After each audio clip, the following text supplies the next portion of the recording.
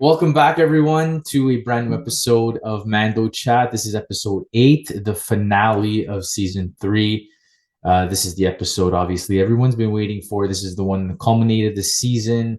Actually, a lot of the questions, Ben, were answered last week as opposed to this week. But what did you think of this season overall, and this final episode?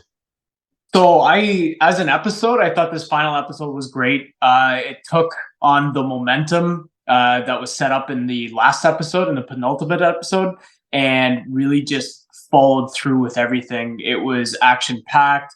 Had some great payoffs. As a season overall, I've definitely got issues, but I think for me, these last two, and especially this finale, kind of made up for the sour taste that I had in my mouth from some of the rest of the season. Yeah, I agree. I totally agree with the point about the episode. It felt like obviously a two-parter. It ended on a big cliffhanger. So I agree that it was great that the momentum continued. It didn't kind of take us somewhere else, and it went right back into the action and continued from where it left off. And yes, the season overall was kind of up and down here and there. It had took us on little side adventures, which unfortunately isn't unheard of from the show. We've been used to it. We've been dealing with it for 3 years now. Yeah, I mean, it's definitely nothing new to have these one-off episodes. I think, at least based off of this season and our conversations, I just don't think those one-off episodes were integrated as well as they have been in past seasons. And I think like for me overall, it came down to the overarching story that they were wanting to tell and trying to tell this season.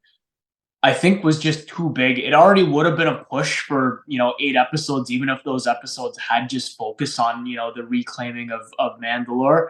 Um, but you've got this huge epic story. You've only got 8 episodes. Some of them are quite short, and then you branch off for like half of those episodes into side story. It just the pacing felt off. But like I said, these final two, they redeemed it for me enough to make it an enjoyable season overall. Yeah, absolutely. I actually was surprised that the Din storyline in the last episode, with him getting kidnapped, or captured, not kidnapped, captured, didn't actually extend too long. We were theorizing about all these different things that could be happening with Din when he was captured, and he was out of there in a couple of minutes. Yeah, no problem at all. Didn't even break a sweat. Kind of overpowered those Imperial troopers in the hallway, and that was about it. Yeah, and Grogu came to his rescue, and the two of them actually displayed for the very first time a really great partnership and duo in terms of combat. We've already seen their chemistry, but in terms of combat, there's been very little of that, at least for Grogu. So for him to step in and save his dad and really show his skills in combat, that was great. That was a great moment over there. Yeah, nice little display of teamwork, and it felt like two characters that have known each other obviously for years at this point, working together. It was a great fan moment when Din was starting to get overpowered in that hallway, and Grogu steps in and he's using the IG-12 to no, and he's grabbing the troopers. That was no, I enjoyed that. Yeah, we saw Grogu also display some skills against the guards, and do a lot of those backflips that we know that he loves to do, and he managed to hold himself off against them, with showcasing his somersault skills. He loves those flips. He loves them, yeah. On the other note of the other Mandalorians, I think we owe the armorer an apology. Yes, yeah. All of our theories were completely wrong. And it's funny when you hear her voice come over the intercom and say, Lady Craze, I'm like, oh, here we go. here's the big reveal that she's in on something, and no, she's just, hey, we got your support. We're back to help. So Yeah. yeah, I was way off on that one. I thought for sure there was something shady going on with her. Yeah, I mean, we talked about it in many episodes that we felt something was off with her. I mean, she's the only character. Like, you can't even use the excuse that it's because we haven't seen her face, because we don't see many Mandalorians' faces, and we trusted them. So the show was just giving us something, an impression that she was up to no good. I think a lot of it comes down to her mannerisms as well. Like the way she speaks is often very cryptic and withheld. So I think that's part of it. Like even if you just listen to her inflections when she speaks, it kind of sounds villainous, but I guess not. That's just her. Yeah, and that opening, just in a few minutes in the opening sequence when all the Mandalorians were charging down to the base, all in unison, and Bo-Katan's charging at the leading with the dark saber, and the armor is just right next to her. I'm like, oh man, I feel so bad that I misjudged her. Oh yeah, that was a great sequence as well when they're fighting the jetpack troopers, and especially the armor coming in and just dummying them with her hammer was fantastic. Yeah, Wolves too. We were theorizing that Wolves was potentially a spy, and he made a badass move, bringing down that Imperial ship right into the base. A badass but very risky move. It So I was watched it was when I risky. watched the episode the first time, I was like, "Oh, cool," and then I watched it back a second time, and I'm like, "Man!" Like from the point where he tells them, like, "Hey, I'm gonna crash this cruiser into the base," until like you see them leave is like less than 2 minutes. It's like, man, he's leaving things right down to the wire. He gave them no notice to get out Yeah, of there. no, zero notice, zero notice. But Um, that was great. Really cool sequence with all three of them working together, Bo-Katan, Din, and Grogu, all working together to take down Moff Gideon. Gideon was in last season, but Luke came in and really took charge in that sequence. So a little bit different, to see Gideon being taken down by the characters in the show. Yes. I'm Uh, hoping now this kind of frees up going forward. I know there's been mention of Thrawn, and I think they're planning on introducing him in Ahsoka. Is that right?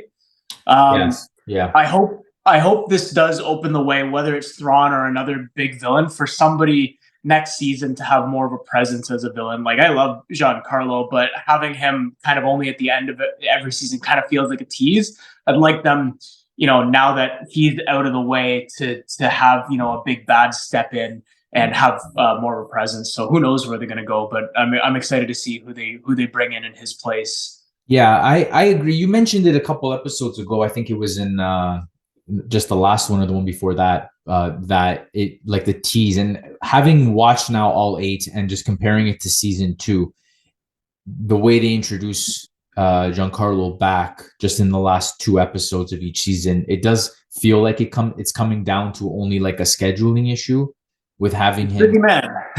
I don't know, because I don't know. It just feels weird just having him come in the last 2 episodes for a big battle, take him out, as opposed to having him kind of tease throughout the season, right? Like, why didn't if they didn't have an issue with scheduling, what was the issue with just having him like arrested, a scene of him arrested, him going through transport, things like that.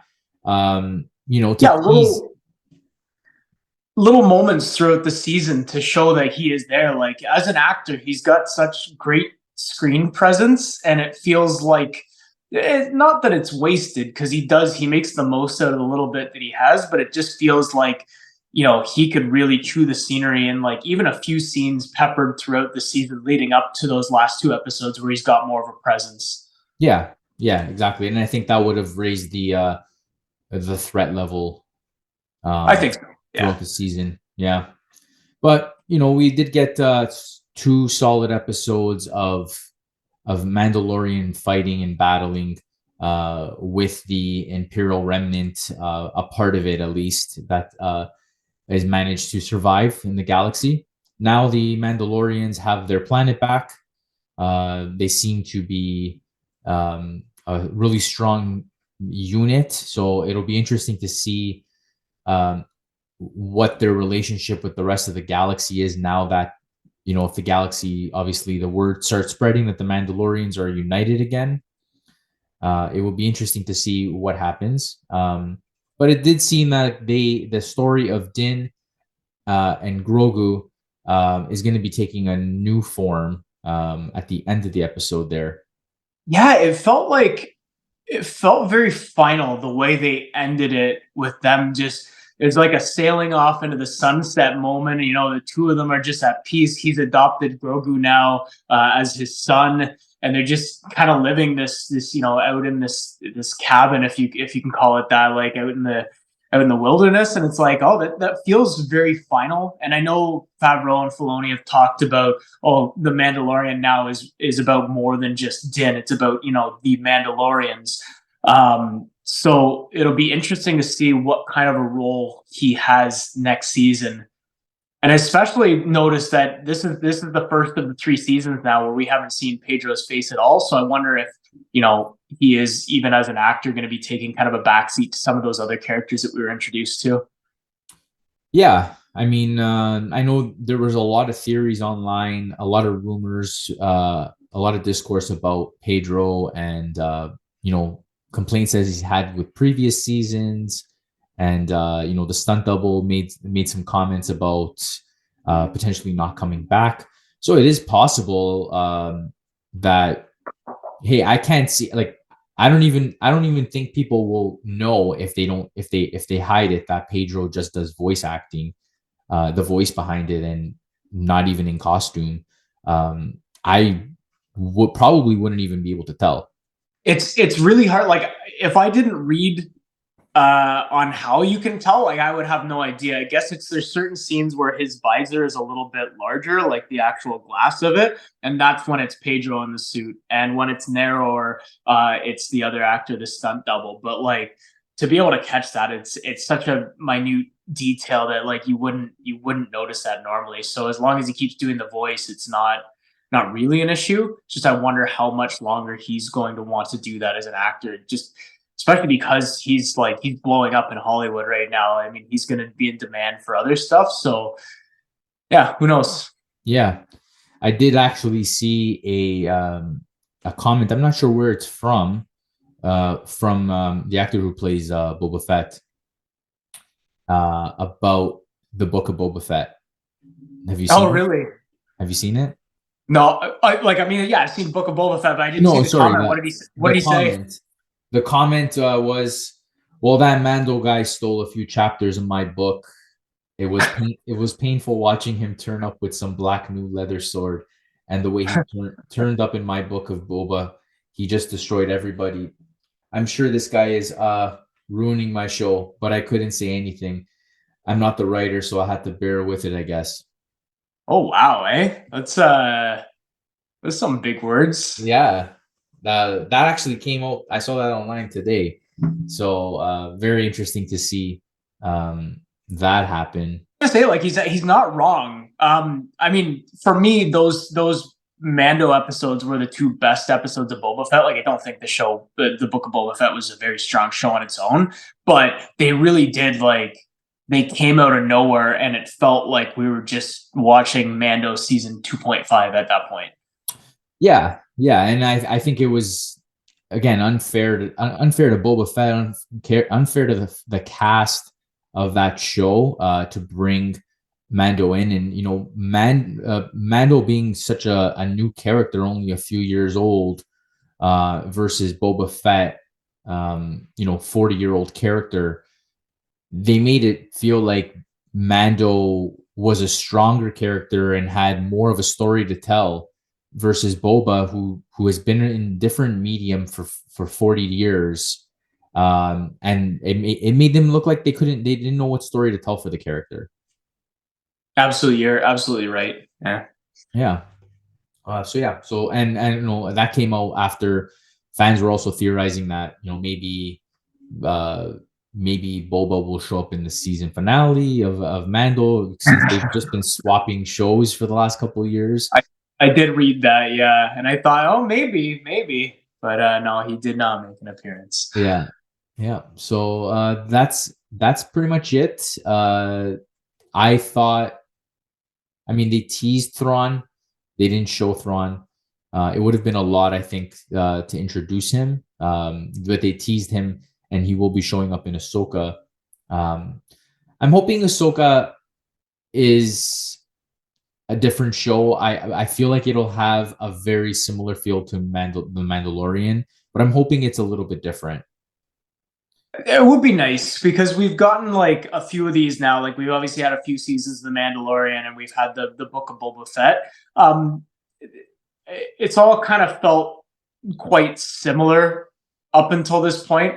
That's what was so refreshing about something like Andor, is it was something different. So I'm hoping with Ahsoka, it's not more of what we know. They do something different with it. Even like things like Obi-Wan felt kind of tonally similar to what we got with Mando and Boba Fett. So I'm hoping with Ahsoka they kind of branch out, do something creative, something different that we haven't seen yet. I'm looking forward to it. For all its ups and downs, I'm a Star Wars fanboy at heart. So I'll be watching. Yeah, of course, same. I did get to check out some of the new episodes for Vision season 2. Oh yeah, and good. The artwork is just gorgeous. Oh man. They're beautiful. It's different animation studios, right, for each episode. Yeah, so each story is a different interpretation, different art styles, different story, different characters, and they're all just like one-off reimagining stories, but they're all just so beautifully done, and they're from studios all over the world. Oh, that's great. It's great when you can showcase all these different types of animation and art styles, but attach it to something that's so universally known as Star Wars. That's I'll have to check that out. I haven't watched the first season yet, but it's you got me definitely interested in. Yeah, they're a quick watch. Like you can watch the whole season in like an hour and a bit. Very Oh, one thing we didn't mention actually, back to Mandalorian, is we have the destruction of the dark saber. Well, that's right. Yes. Yeah, like Yeah. very like such a quick scene too. For as long as they've been yearning after and fighting over this weapon, Gideon crushes it and like squeezes Bo's hand and just completely destroys it in seconds. So that was shocking. I thought this was like as a weapon was going to be around for a whole lot longer. Yeah, the dark saber has been around for a long time in Star Wars. So the fact that they destroyed it, it comes down to, I think, a few things. One, the fact that it really hasn't been juggled very well over the last like 30 years in Star Wars media. And I don't say from a writing perspective, I mean from who won it. We don't know, since Darth Maul in during the Clone War era or after the Clone Wars. There hasn't been a rightful owner for this thing. And Din added to that in the last episode, basically stating that our whole crew of people, of Mandalorians, don't even care for it. So it came down to just like not necessarily needing it at that point.